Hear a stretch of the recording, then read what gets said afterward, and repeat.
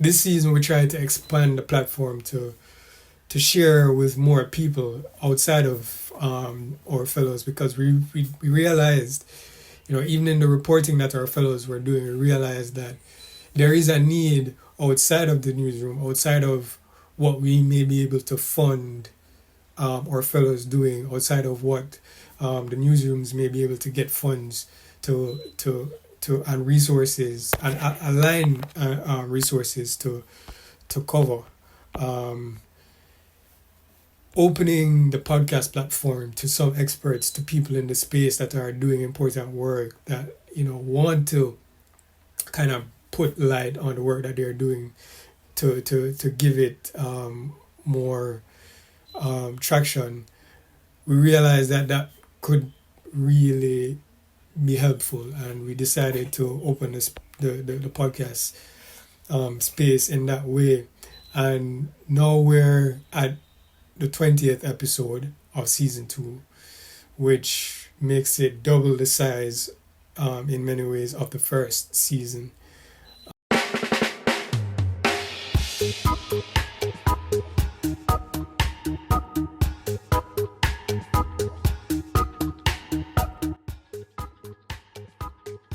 Okay, welcome back to another episode of the Caribbean Climate Calabash podcast. Today I'll be your host. For those who know, I am the editor of the podcast, and along with the Climate Tracker team, we've been curating these audio visual experiences for you. This episode will actually be a special editor's cut episode, where I'll just be sharing a few things with you, some of my thoughts, reflecting on, how far we've come, some of the things we have planned next, and, just the general state of things as it relates to the podcast, Climate Tracker, and, climate change in our region. I kind of want to start off with the subject of water. That was actually our last episode, where we had Sharda from the Small Grants Program sharing some of her work as it relates to water. That episode, I had a lot of ambitions for that episode. I wanted that episode to, and there is still potential for it to do that. But my idea for it was, this was one of those episodes that could be shared with everyone, not just journalists, not just people who are interested in climate change, but everyone in the region, everyone who has a household in the region, who has to live with this changing climate and how it's affecting things like water for us. Now, I can't outdo people like Sharda, who have years in working and studying, researching the subject of water, but I can. So I won't try to, do a whole summary. I won't try to repeat what she herself has said. But that subject is very important. I thought that episode is still very important, and she shared so many just tips, like genuinely household tips, things that we can use to play our part in this fight. As things change, as things progress, and as the environment continues to change, our region is feeling the effects in terms of things like water, and we're an island region in a way, in many ways, and so most of the countries, most of the nations in this region are surrounded by water, and it's a much the life is much more different because there's so much of our life that is dependent on water as well. So please, if you haven't seen that episode, this will be one of many plugs, but I encourage you to check out that episode. Share it with a friend, share it with your mother, your father, whichever parent you have, share it with people in your household.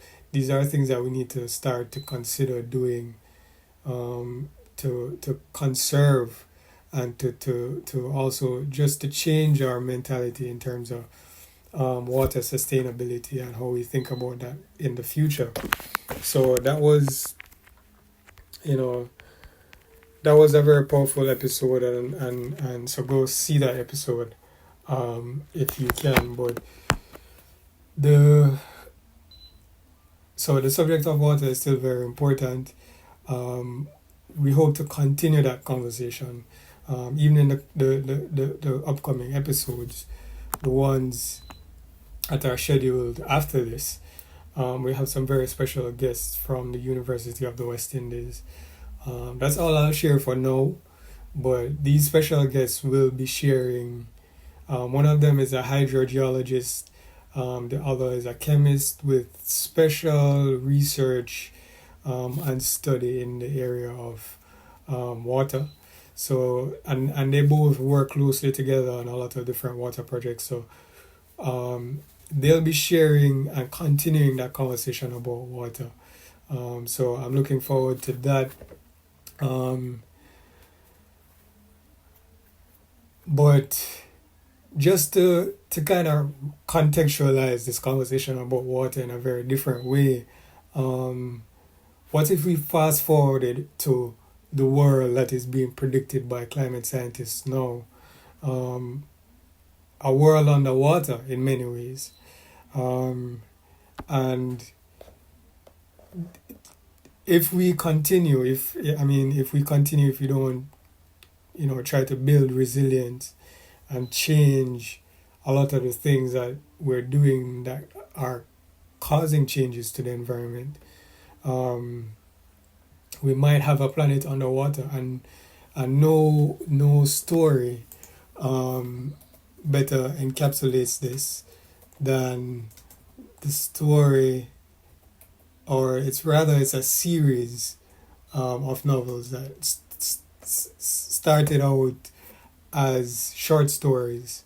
The story called The Foundation by American writer Isaac Asimov, and it fast forwards. It does that really great job of fast forwarding to that future where where climate change has ravaged the planet to the point where everything is underwater.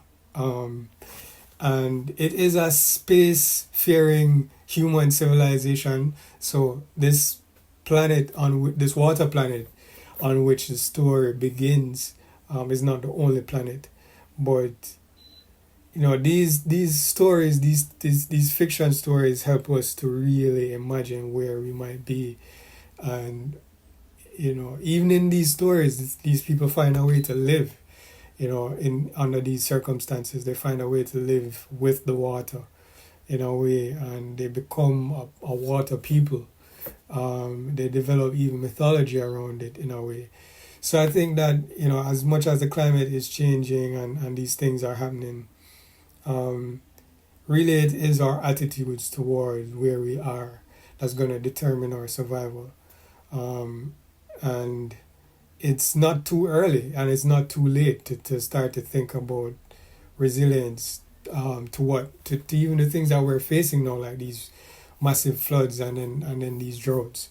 There are ways to build resilience, and I think that needs to be our focus in these times. So I have some notes here. I'm not reading from anything, but I'm not gonna pretend that I'm freestyling. So on toward the next subject on the agenda, which is that some people In one of our previous episodes with James Elsmore, who is one of the directors at Island Innovation, our host ended up talking with James about the subject of climate denialists, and I think that's it, it's such an understated, such a big part of the challenge that we're having. A lot of the challenge is communication for sure. Um, Spreading the message, but also there's the challenge of those of we can't make people believe, and there are those who simply will not believe until climate change is not just at their door, but until maybe the entire planet is completely underwater. And so the important thing that James mentioned is that we can't wait for these people to understand. We can't wait for them to be ready. We can't sit and kind of hinge on that. We just kind of have to press forward regardless. So yeah,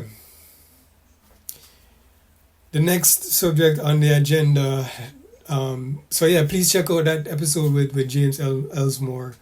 Really brilliant episode. He talks a lot about what they're doing at the Island Innovation space, and how important it is for us as island regions, in a way, not just the Caribbean but other regions like the Pacific and other places, where we need to have an understanding that this this sort of island experience is mutual, and that we can learn from each other, but we need to advocate on behalf of each other because we're all having a similar experience. So please go and check out that episode. He does a much better job. He's much clearer in describing a lot of these works that they're doing. So please check out that episode. The next thing on the agenda that I kind of want to talk about is the delays that we occasionally experience in the episode, in the releases of the episodes. A lot of that is due to scheduling, and anyone out there, the journalists out there, can also relate, because I encounter this problem not just with podcast editing, but also in my work as a freelance journalist in the environment space and other spaces. Scheduling is very difficult, especially when you're dealing with multiple people, and especially if these different people have different schedules, obviously, but also especially if they're based in different time zones. And so scheduling has been a challenge for us. It's contributed greatly to some of the delays.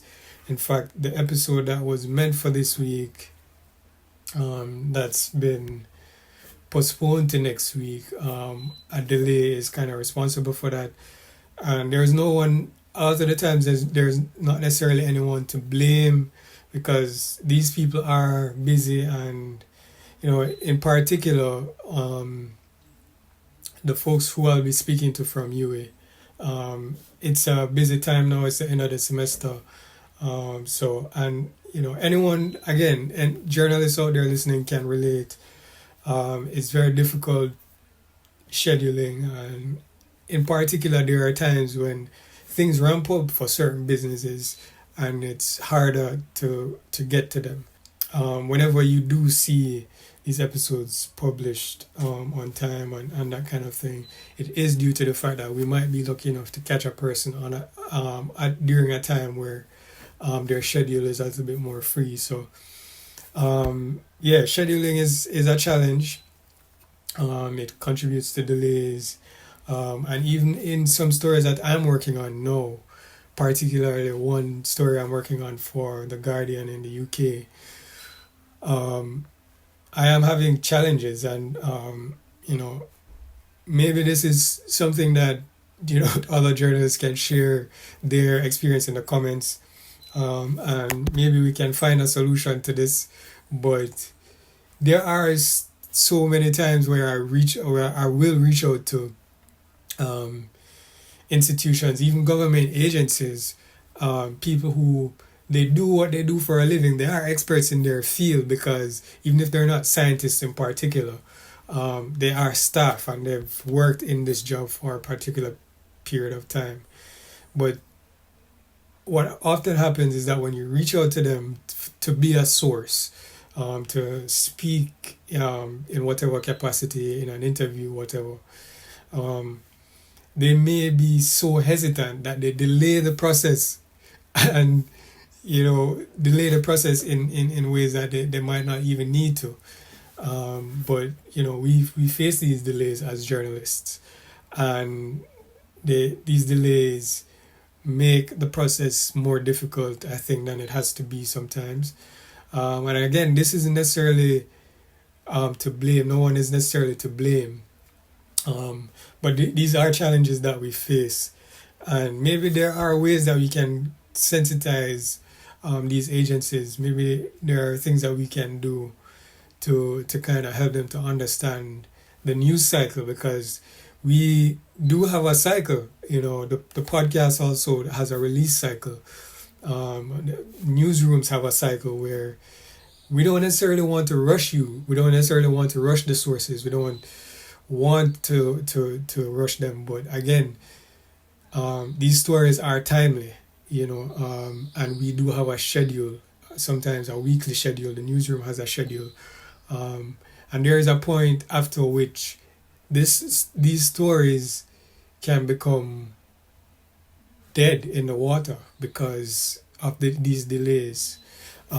So these are challenges that we face again as journalists, and maybe you guys let me know in the comments if you think there are any ways or collective ways that you think we can approach things like these. Again, there is absolutely most times not one particular person to blame, so it's not about casting blame, but maybe collectively we can find solutions, because I think we encounter these problems a lot as journalists. The next thing on the agenda that I kind of want to speak about briefly is the new season of the podcast that is coming up. And, for those of us who are paying attention, this second season it's longer than the previous season. Season 1, that was the season where we were mainly focusing on our fellows, giving them a platform. I was one of those fellows. This season we tried to expand the platform to share with more people outside of our fellows, because we realized, even in the reporting that our fellows were doing, we realized that there is a need outside of the newsroom, outside of what we may be able to fund our fellows doing, outside of what the newsrooms may be able to get funds to and resources and align resources to cover. Opening the podcast platform to some experts, to people in the space that are doing important work, that want to kind of put light on the work that they're doing, to give it more traction. We realized that could really be helpful, and we decided to open the podcast space in that way. And now we're at the 20th episode of season 2, which makes it double the size in many ways of the first season, or almost double the size of the first season. So that's big, but we are coming to the close of the season, mainly because we don't want to have too many episodes in the season, but also because we do have a new cycle of climate justice fellowship. We do have a new cycle of the climate justice fellowship coming, and we want to open the space we want to change some things. We want to add some things to the podcast that we've been planning to add for some time now as well. And we're also kind of hoping that you guys will engage with us some more. Engage the podcast. We need some more comments. We put out a mailbag so that you guys can share some of your questions that you might have. We actually got a couple comments through that, and so we kind of want to share that in the season finale and talk about that as well. But we want to encourage you guys to engage with the episodes. Please subscribe, like. These things really help us, and as we're looking to expand to bring more content to you, it's going to be really key, this engagement, because we want to prove that this extra work that we're doing, we want to prove to the people that are funding us that it's reaching people and it's having an impact, and it's needed in the space. So please like, share, subscribe, all the good things that you can do. Share with your friend, comment, get in the comment section. Please share how you feel. Engage with us on social media. We're on TikTok. The podcast is on TikTok. The podcast is on Instagram. Please get in there and engage with us. Interact. We need it, and we're looking forward to it as well. This new cycle of climate justice fellowship of this new cycle of the Climate Justice Fellowship is a great opportunity. I am a past fellow, so I can vote for that. It's a great opportunity to get a start in climate journalism, and it might be your first time as well. I mean, it wasn't my first time. I'd certainly been reporting on the environment before, and that helped my application. But they do accept applications from people who aren't particularly who haven't reported in the space, who are green, who might not have done anything at all in the space. So please, it's a great way to get a start. The applications are open now, and I know we had a hangout session recently sharing more about it. And I can't do better than those guys. So please, it's right here on our YouTube channel as well, so you can check. Just they uploaded it as well, so you can click on the channel and click on the videos. You'll see the new hangouts in the top.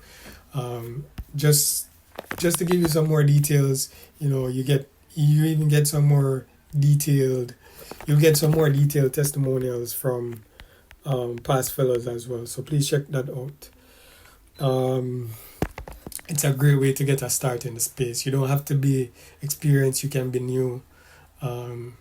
It's the best way to get your start, maybe. Like, I don't know if there is a better way to get your start. So go ahead, check that out. We're counting down to summer. That's the next thing on my agenda. Right, and I know people are maybe not paying attention. Some of us are paying attention because we're incredibly hot already, but things have not cooled down. We may have had a bit of a rainy season, and places in the north, they had their extreme winter, the snow and stuff like that, snowstorms, whatever. But things didn't cool down. There were days even during the rainy season where we might have had a lull in the rain. We might have not had any rain that day, and the sun came out, and we were painfully aware that it is still extremely hot. It feels as hot as summer, and now that summer is actually approaching, we're counting down to that, and we might have some tips for you guys on surviving the summer. So stay tuned to the podcast. Stay tuned to Climate Tracker. Summer countdown. The final thing on the agenda for us today is, well, not the final thing, almost the final thing, is the Climate Tracker Caribbean. Now we've launched our website. I'm sure you guys have been familiar with that now, but if you haven't, go and check out climatetrackercaribbean.com. That's where you will get the more region focused climate change work from journalists and from ourselves. That's where you'll find the podcast as well, the home for the podcast. Stories from our fellows, from journalists. Check that out. That's fairly new. Most of our listeners will already be familiar with that. So check that out again, climatetrackercaribbean.com. We have also launched our Climate Tracker Caribbean Instagram and TikToks. So we're on socials now. So please check that out. Check those platforms out. Follow. Do it up. Like. Engage with us. Again, these things are important for us. Important. Again, engage, like, subscribe. We're gonna keep reminding you, because sometimes we know that you probably don't remember, or you had it in mind to do and then something came up and then you forget. But this is your reminder. This right here, in this particular video, go down below, click the like button, click the subscribe button. We're here. Engage. Get down in the comments. That thought that you just had about what I was saying, drop it in the comments. We need it. And so, on to the final subject is Mia Motley's recent speech at the UN General Assembly. That is not new in any regard, but I was watching that and I was kind of inspired. I guess she's very inspiring, as a leader, as a speaker, and I think that's what we're missing. I think that's one of the issues, one of the things fueling the issues right now in Haiti, and I think it's one of the things that is frustrating us, a lot of us, in the climate change space, in terms of whether it be policy, or science. The things that are kind of irritating is the fact that our leaders, they're not inspiring. They're not inspiring because they're not speaking on our behalf. They're not acting on our behalf. In these important forums, in a way that shows us that they're paying attention. When a leader is able to go out to a General Assembly and not just read a speech that they got, that someone wrote for them, but when they're able to really speak about what their people are feeling, because it's coming from a feeling, it's not coming from a speech that they're reading, then those are inspiring people, those are inspiring leaders. And I think that's the bare minimum. I think that's a great deal of the challenges that we're facing. I mean, she didn't say anything grand or new. A lot of what she was saying about climate justice, about inequity in the region, the North versus the South, and the fact that we can't actually be friends. Not much of this she's said before, but she it didn't feel like she was going there and repeating something. It felt like it was coming from a real genuine place, and you can feel the frustration. We don't feel that from so many of our leaders here, and I think that's the issue when it comes to leadership in the Caribbean and things and issues like climate change. I don't watch my leaders on the TV screen in the same way as Mia Motley. When they go out and they do their speeches, I don't get that feeling. I'm not inspired. I don't get that. I mean, she's speaking about things that are real for us, and I don't oftentimes get that from our leaders. Shout out to our delegates, our negotiators, the people that go and speak on our behalfs on these large conferences, the people that do the work. But in terms of our leaders, like a prime minister, or a minister of economy, or a minister of finance going there and saying these things are affecting our ability to develop as well, our economy. It's affecting our physical ability. And that was one of the things that she talked about a lot too, because we can't build resilience without that. But we don't have these big figures that are going there and speaking with that conviction. And maybe they're not able to speak with that kind of conviction because it's, or maybe I don't know what the case is. I'm not going to assume, but I'm not seeing that. And I think that that's what's missing. Leaders who are inspired, who are inspired, for lack of a better word, by our frustration, by their own frustration, because they live what we live as well. And, we need more of that. I could sit here and break down the speech. I planned to do that, but I realized after watching it twice that, she wasn't, again, necessarily saying anything new, but every time she speaks, she's speaking on behalf of the people, and she's speaking from a place of feeling, not from she's not reading from somewhere. It's like a lot of the times you see these politicians, they're speaking and their face is blank, and I'm like, how is your face blank? Like, you're talking about our lives. And with her, she's inspiring, and that's my criticism of our leaders. We don't have enough of those people who are inspiring, and leaders who are inspiring because they're inspired by us,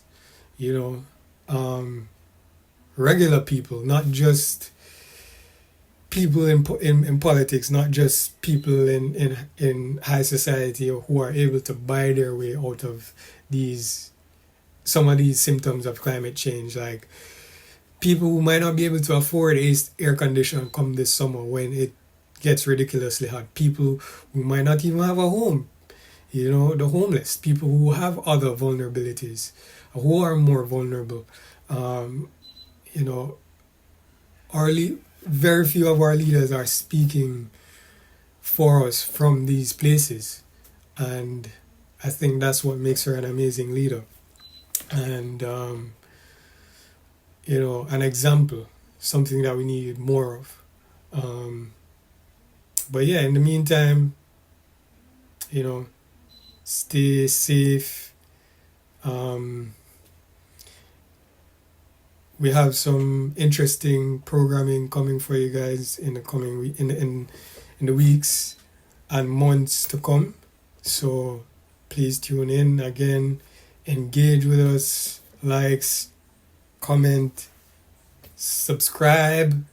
Do it, please. We need it again. Thank you for tuning in to this editor's cut episode of the Caribbean Climate Calabash podcast. I am your editor, Gladstone Taylor. Thank you for listening.